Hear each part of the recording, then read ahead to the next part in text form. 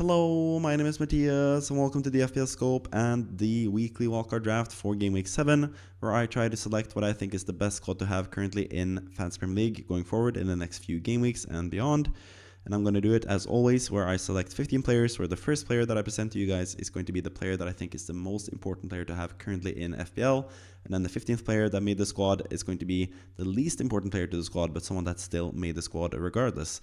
Also going to talk about some players that dropped out since last time, because I do this every single week. That's why the name is Weekly Wildcard Draft.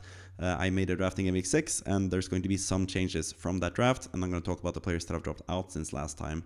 Also going to talk about 3 players that were close to making the squad, but didn't for one reason or another. 1 defender, 1 midfielder, and 1 forward. But first and foremost, let's go to the number 1 pick, the player that is the most important player currently in FPL to have in your team. And I'm still adding Haaland. He scored 16 points, was amazing against Burnley. That was his prime fixture, so that was sort of expected that he was going to get a lot of points. But 16 points was better than most could have hoped, especially for those of us that did triple captain him. So he's still a fantastic pick. The fixtures are not ideal, but they are still pretty good. And especially for a team like City and a player like Haaland, fixtures don't really matter that much. Even Arsenal away, which is the toughest fixture this season, he managed to score and get 9 points. So yeah, Haaland is fantastic regardless and is the number 1 pick for that reason. Number 2, we have Semenyo, who is also fantastic. He just keeps getting points regardless of how he gets them, whether it's a penalty in 1 week, if it's DEFCON and clean sheet points the other week, or free kick goal or something like that this week.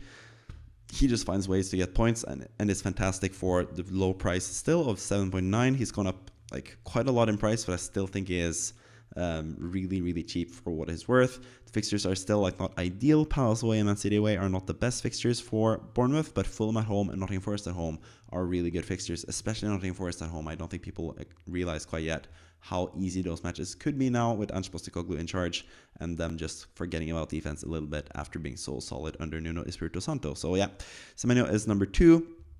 Number 3 is Gabriel Magalhaes from Arsenal. Just scored a bullet header against Newcastle in injury time to seal the 2-1 win there and seal 13 points for Gabriel and anyone that brought him in. He was in my Game Week 6 draft as well as the number 4 pick, and now he's the number 3 pick because his fixtures are just fantastic going forward. He also scored 13 points, of course, which helps. Got 19 defense contributions, which is amazing.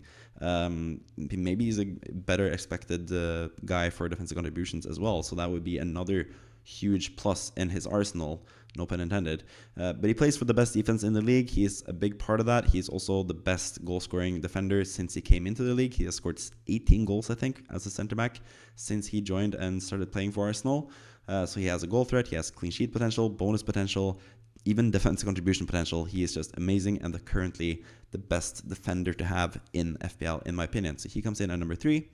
Number 4, we have Senesi, who's a pretty close second when it comes to good defenders. I mentioned this previously as well, that he has gotten quite a lot of points so far this season. He has the most points for any defenders so far. And he's actually on pace to 279 points, which is crazy. He's never going to reach those heights. That's a lot more than the record ever for a defender. And the 3rd best score, I think, all time, potentially, close to it at least, close to what Salah has gotten in many seasons. But he's not going to get that many points. But even if you remove his assists, he's gotten 2 assists so far this season. Even if you remove those and the subsequent bonus points that he has gotten from those, he still would be on pace to get 232 points, I think it is, 6 points per game, which is amazing. Obviously, you can't expect Bournemouth to get 18 clean sheets this season and Senesi to get defensive contribution points every single game, but so far so good. They've gotten clean sheets in half of their matches, and he's gotten DEFCON points in all of his matches. So he is fantastic value, even at 4.9. People might be too hesitant to buy him because he's gone up in price so much already, but he's definitely worth 4.9. He's probably going to be worth 5.5 next season. So you might as well get him as he's still cheap. So Senesi comes in at number 4. Number 5, we have Gyökeres up front for Arsenal. I think there were some positive signs last game week against Newcastle. He didn't score, but he almost got a penalty for them, which he would have taken himself, I think, most likely. Saka held the ball, but I think he usually holds the ball, or usually the guy holding the ball is not usually the guy taking the ball and taking the pen eventually. That's how it has become lately in international football, at least. So yeah, Gyökeres played well against Newcastle. I think he's getting there in terms of his movement and in terms of getting into chance positions. And I think against like weaker teams, which he's going to face now going forward, he's going to be a really good player, especially now against West Ham in Game Week 7. You can always have him for that game week and assess after that if you want to sell him or not before Fulham and Crystal Palace, two slightly tougher games. But I think he's a really good long-term hold, and I think he's going to be a fantastic player this season. That's why I picked him Game Week 1. That's why I captained him in Game Week 2, and that's why I have a rank of 86k currently, or a part of it, because the likes of Gyökeres have been really good to me so far. So yeah, he comes in at number 5. He plays for a really good team, and Arsenal is the team to back currently with their great fixtures going forward.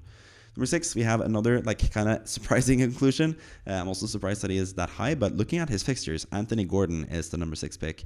Nottingham Forest at home this game week. Like I said, I think that is an easier fixture than most people think. Brighton away, that's also a team that concedes a lot of goals, even though they are good at home. They do concede every single game, it seems like, either 1 or 2 goals. Fulham at home, they've also been a bit worse defensively than what you expect so far. And West Ham have also been shambles so far this season. So I think the fixtures are just amazing for Gordon. He just came back from suspension. That's why not that many people are talking about him. But he did score in the Champions League against Barcelona, a really, really good team, of course, one of the best teams in the world.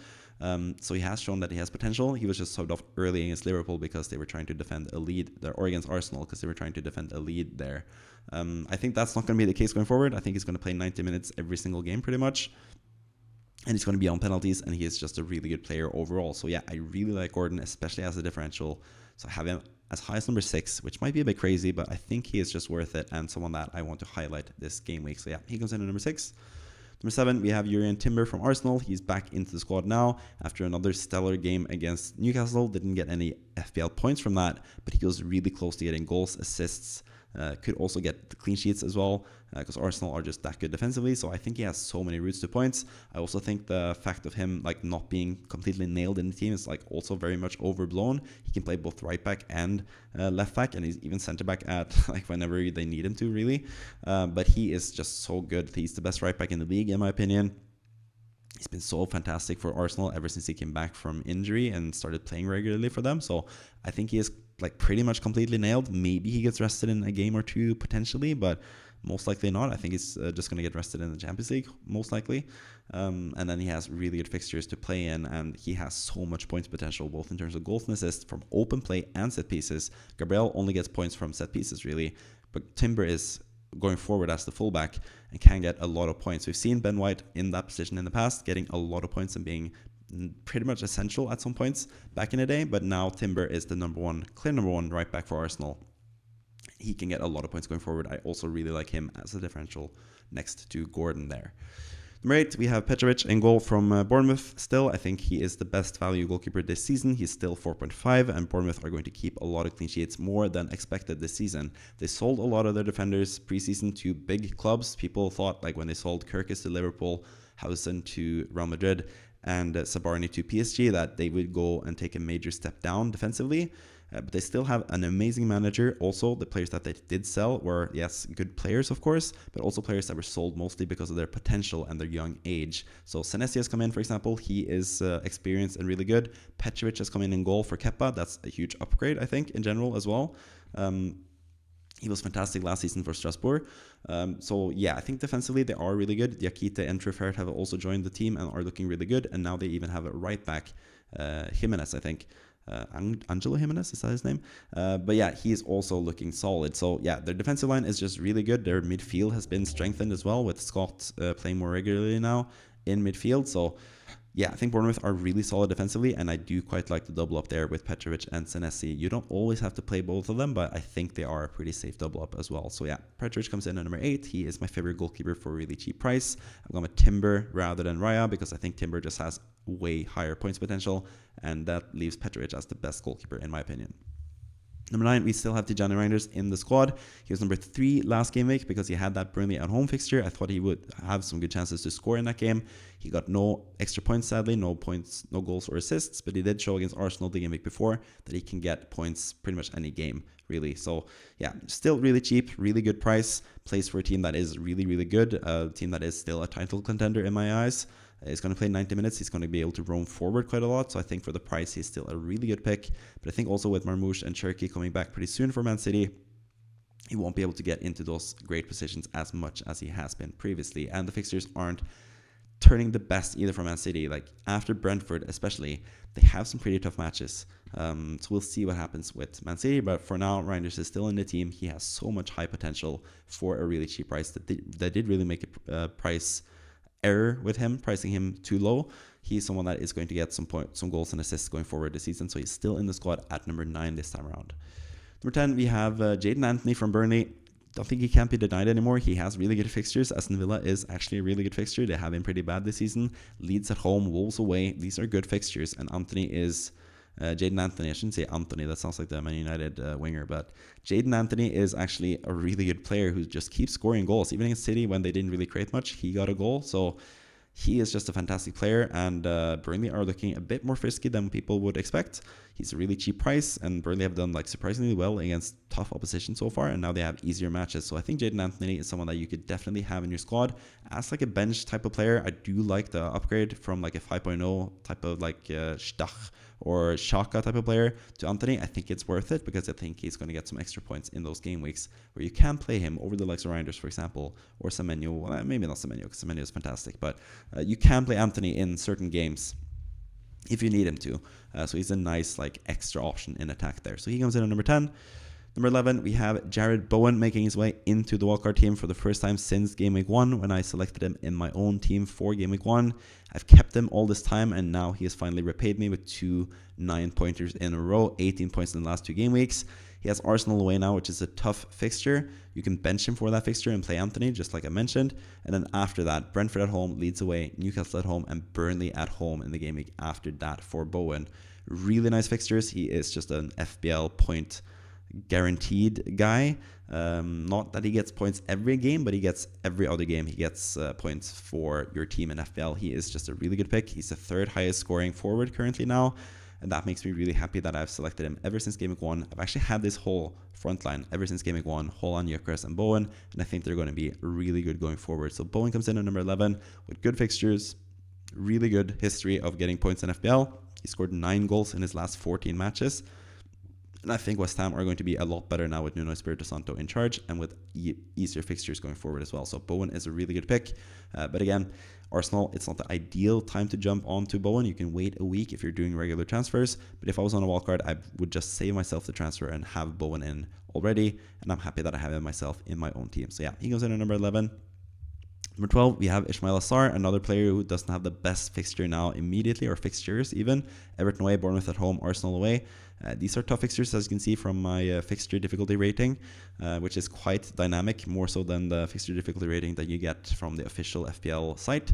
But I think like Everton away, Bournemouth at home, they are pretty tough fixtures. But defensively, I think like in terms of scoring goals, it's not the worst. You saw Bournemouth now concede 2 goals against Leeds, conceded a lot of chances against Leeds. You saw also Everton without Brentford. I think he's still going to be out for Game Week 7. That's also going to be a decent fixture for them to score goals. I don't think clean sheets are going to be that easy to come by for Palace in those fixtures, but I think for attacking returns, Sarr could be good. And after that, after the Arsenal game especially, they have really good matches from Game Week 10 onwards, Palace. And I think from Game Week 10 to 15, Sarr is going to be an essential player to have. So again, might as well save the transfer, but it is also a bit early. But he has been so good this season. Scored against Liverpool as well. Has looked good in really tough matches so far. So yeah, Sarr is a really good player. Had a goal and could have had even more against Aston Villa earlier in the season as well. So yeah, just a really good player. A bit early to get him in already, but since you're on a wildcard, you might as well. And then again, you can just bench him in those tougher matches and play Anthony. That's why you have, or Jadon Anthony. I should call him Anthony. But yeah, so yeah, he's just a good player to have, and you can just be on your bench sometimes if you don't feel like starting him, especially against Arsenal, for example. You can bench him and start Jadon Anthony, and that's going to be fine for your team. And he's going to be there for Game Week 10 onwards when he's going to have really good fixtures, Ismaila Sarr. Sorry, number 13, Dubravka, still struggling with a bit of a illness this past weekend. Dubravka in goal. He has not struggled with illness. He's been a really nice and fit player to have in your Premier League teams, in FPL teams, I should say. The 4.0 backup goalkeeper that actually plays matches. And now he has easier matches to come as well. Sorry again with my voice, struggling. But I just really need to get this in one take. So anyways, Dubravka, really good backup goalkeeper for 4.0. At Burnley, you don't need to start him. Maybe when Petrovic plays against Palace away, you can start Dubravka against Leeds at home. but you don't have to. But he's still going to be a decent player to have in your squad. So yeah, he goes in at number 13. Number 14, we have Gudmundsson from Leeds. And I did think about going with Rodon instead rather than Gudmundsson, but I think Gudmundsson just has better bonus potential. He has already gotten 3 bonus points in 2 games already this season.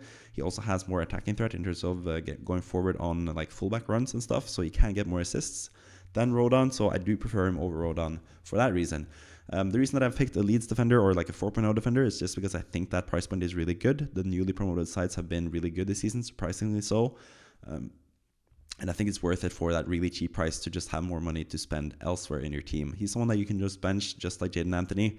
They can just be on your bench and be ready for those easier game weeks that you get in game week 8 and 9 especially. So yeah, Gudmundsson comes in at number 14.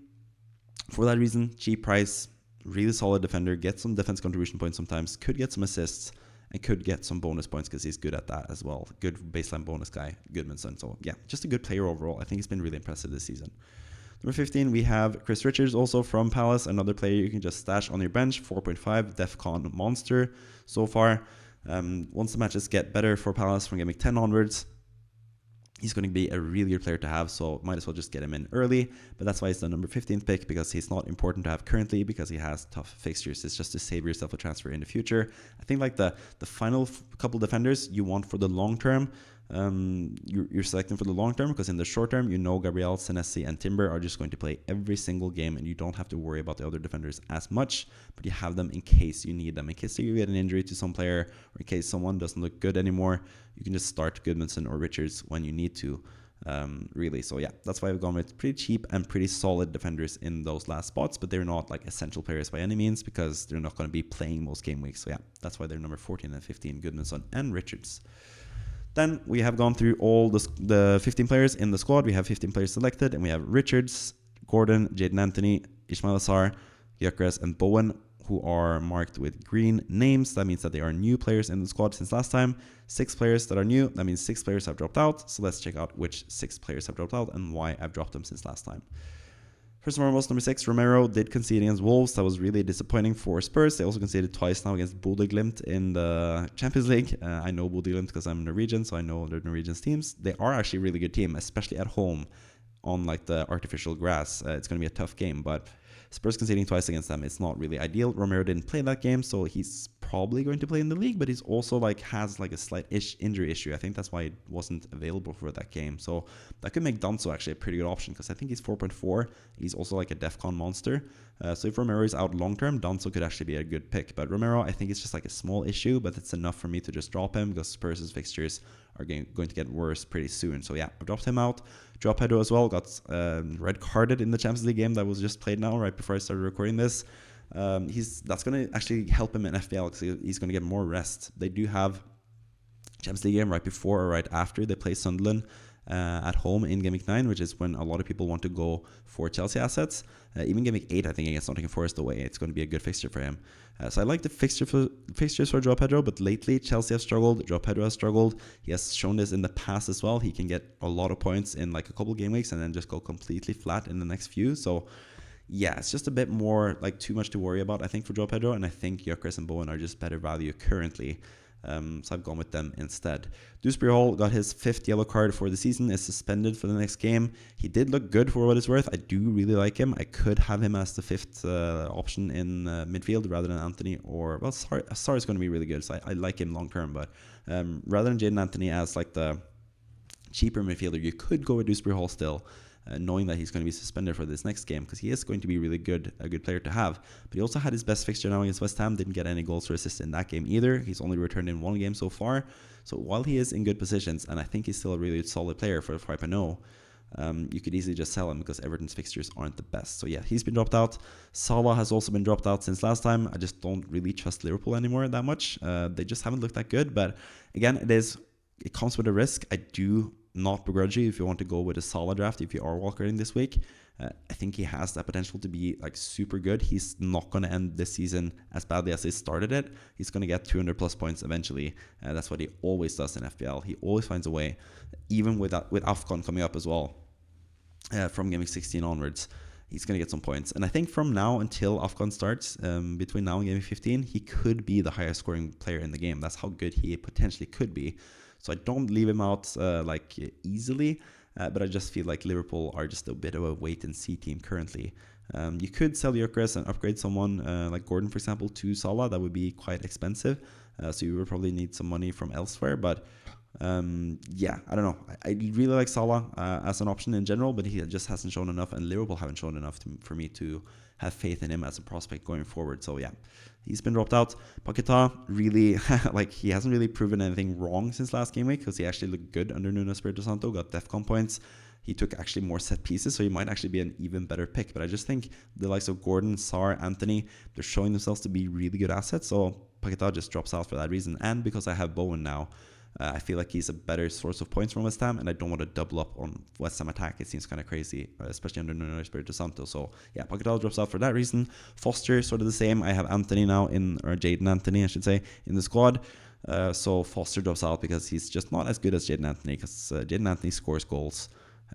Yeah, quite a lot, and Foster hasn't done that so far this season. So yeah, those are the players that have dropped out. Let's talk about the players that were on the cusp to getting into the squad but didn't before we end this video. So first and foremost, the defender that I left out, like the last defender that was not included in the squad, was Dan Burn for Newcastle. I think Newcastle fixtures are amazing, like I said with Gordon. I think like defensively, their matches aren't as good because Nottingham Forest and Brighton are teams that can score a lot of goals still. So I think you can wait with Burn until he plays Fulham at home, potentially in Game Week 9, before you get a Newcastle defender. But they have really good defensive data, of course. They've kept a clean sheet in 4 out of 6 games so far. They only conceded against Liverpool and Arsenal. And even against those teams, they conceded pretty late, or with 10 men in Liverpool's case, and late against Arsenal. So yeah, they are really good defensively. Burn is the player that I trust the most from the Newcastle defense. Pope is like a pretty nailed goalkeeper currently, but they have also brought in Ramsdale to be not a bench player. I'm sure he's going to be a starter at some point for Newcastle. So I just don't trust Pope that much.